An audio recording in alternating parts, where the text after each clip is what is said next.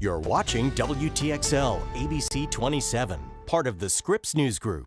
Today, the Florida State community will gather for a vigil in honor of yesterday's tragedy. It's set for 5 p.m. on Langford Green in front of the Unconquered statue.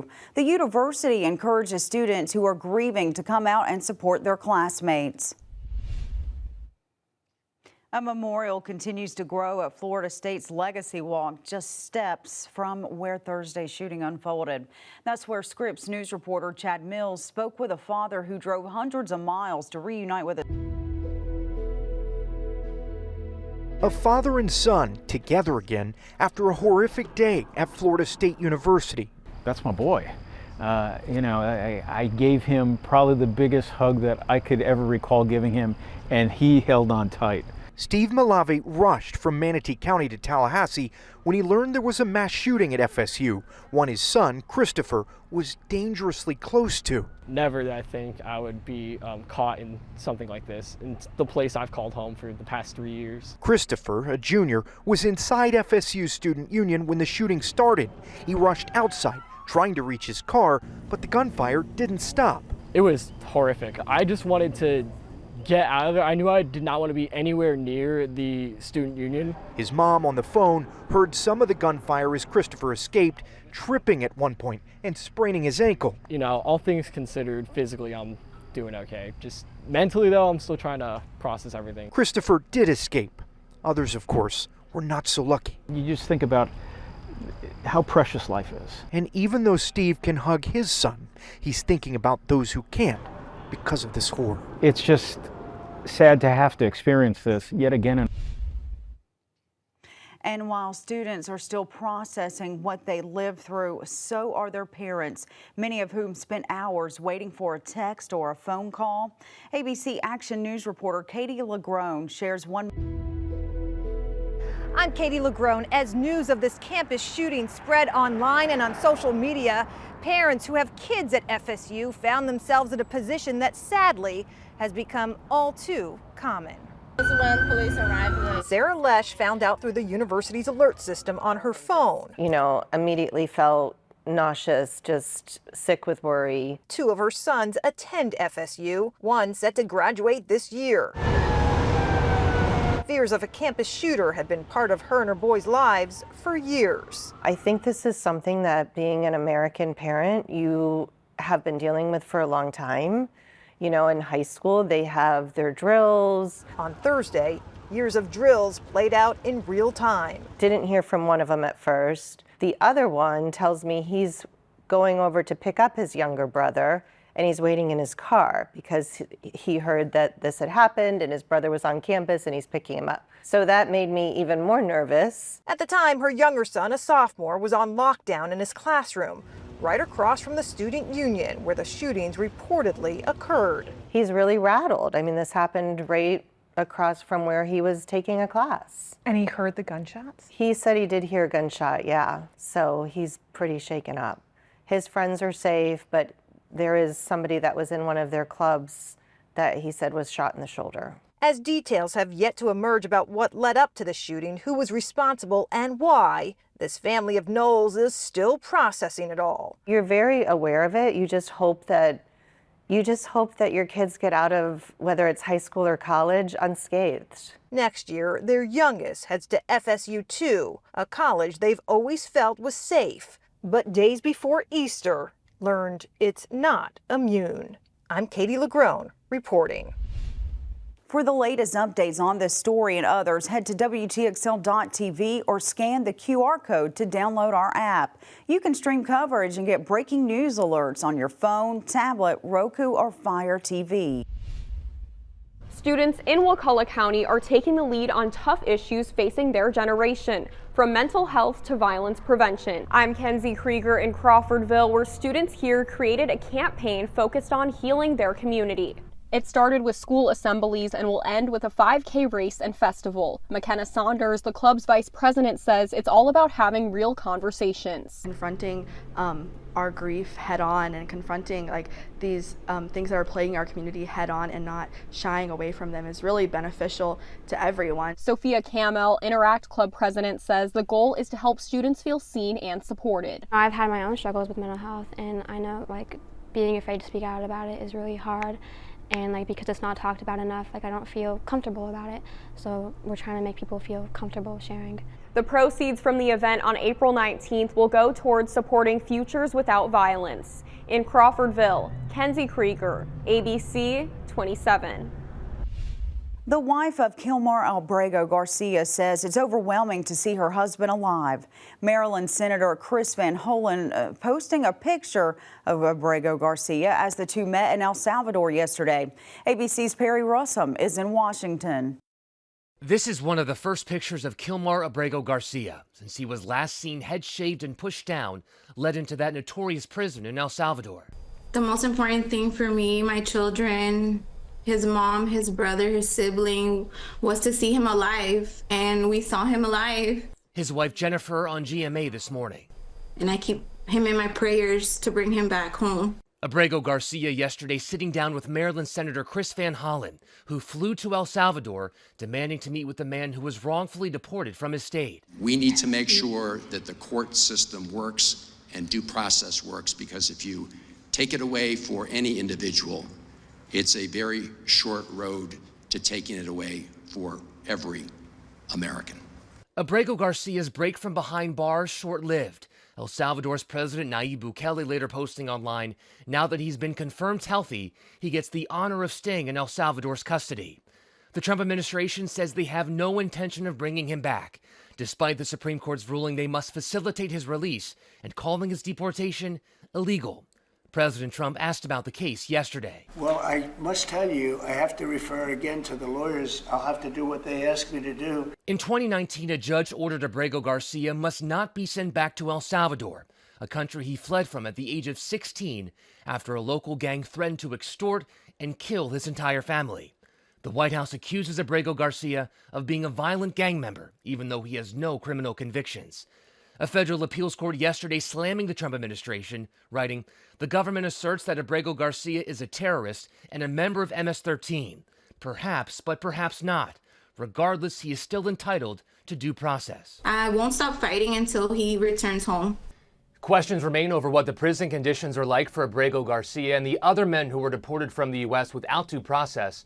Van Hollen says he'll be giving a full update when he returns to the U.S. this afternoon. Perry Russum, ABC News, Washington.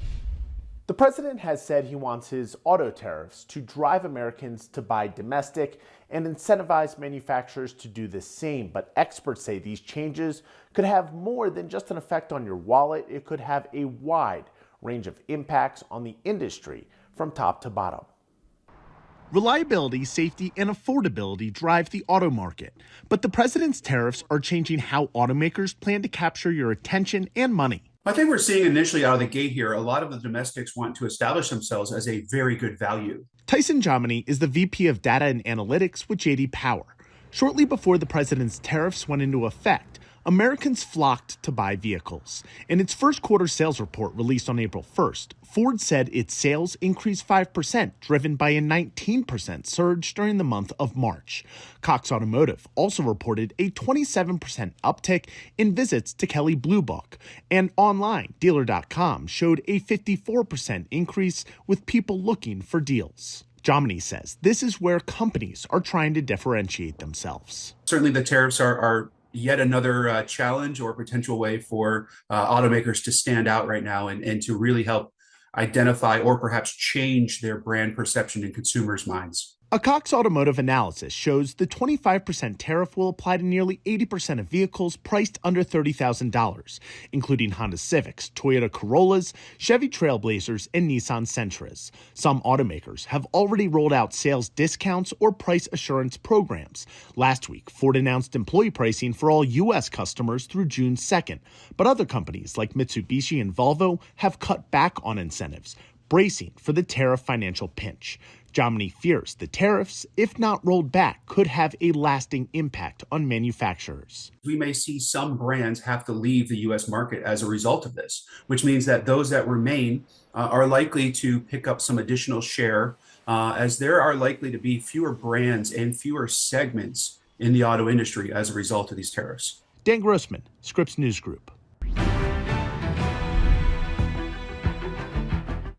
And Earth Day is coming up Tuesday, April 22nd. The climate holiday is celebrated annually, raising awareness about environmental issues and encouraging sustainable actions we can take to protect our planet.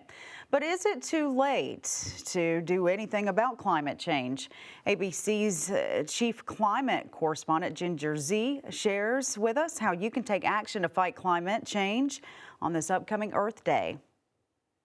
Spring is blossoming earlier. We have warmer winters. We see and feel the impacts of human-amplified climate change every day. Some people might think it's too late to fix it, but Climate Action Now, a company dedicated to fighting climate change, says it's not too late. 10 years ago, when I got started, scientists thought that we were heading towards a world with 4 to 5 degrees of warming. That is catastrophic amount of warming. Today, just 10 years later, the consensus forecasts are that we're heading towards a world with 2 to 3 degrees warming. Now, that's still really, really, really bad, but it's way better. It tells you that we're doing a lot of the right things. According to the Environmental Protection Agency, human-amplifying climate change mainly comes from the burning of fossil fuels like coal, oil, and methane gas. The theme of this year's Earth Day is Our Power, Our Planet, focusing on renewable energy, things like wind or solar, with a goal to triple the global generation of clean electricity by 2030. The world has made incredible progress in the last 10 years on renewables, driving down the costs of solar and wind and deploying them around the world, so it's such that it's become the dominant form of energy. Climate Action Now says doing even one small thing creates solutions for the future. They offer an app giving you easy ways to do your part. While they take action with the app, they earn points, and when they earn enough points, we will actually plant a real tree on their behalf. So if you're ever feeling like there's no way to help the planet, remember, there is, and every action counts. There is a lot of despair these days around climate, and we have found that when people are feeling depressed or anxious, if they simply take an action, they'll feel better. With this Climate Minute, I'm Ginger Zee.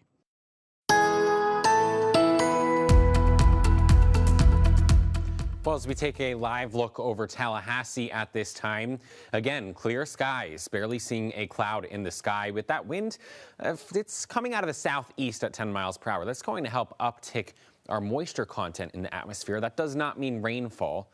That just means it'll feel a little bit more muggy out there as we head into the weekend. So lots of sunshine in this forecast. It does get a little bit warmer with more humidity out there, but no rain is in that forecast as we head through our Easter. So no need to bring those rain jackets or umbrellas to any of your Good Friday activities today, any of the vigils over the weekend. We're going to be on the dry side. Sunny and warm this afternoon through this evening. And then into the overnight hours, we continue with those clear skies.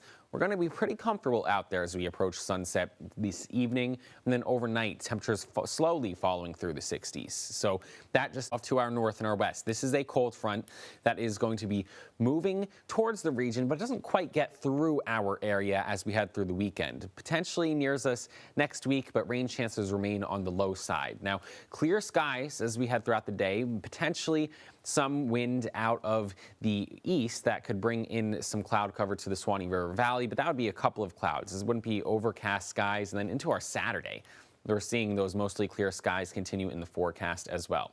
Temperature-wise, getting up into the 80s later on this afternoon, then cooling through the 60s. A lot of us get into the upper 50s early tomorrow morning.